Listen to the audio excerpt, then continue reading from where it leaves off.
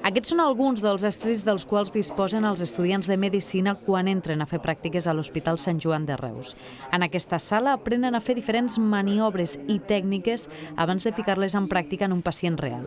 I des de fa unes setmanes també compten amb aquest ecògraf, un aparell que serveix per diagnosticar malalties i que amb els anys s'ha convertit en una eina bàsica per a la medicina.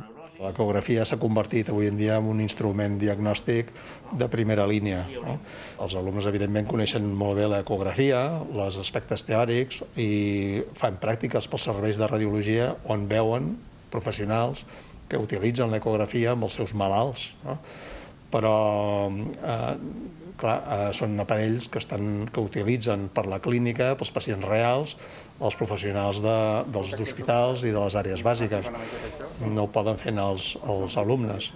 Tot plegat ha estat possible gràcies a una donació de 12.000 euros per part de la Fundació Privada Redis. La tècnica cada vegada va avançant. Potser hi ha un moment que els maniquís ja no... Sí que són útils, però que ja es necessita fer un pas endavant i, per tant, l'ecògraf aquest jo diria que és vital, que el poden aplicar per investigar en coses relacionades amb la Covid. Per tant, és una cosa bàsica, penso, al 100% actualment.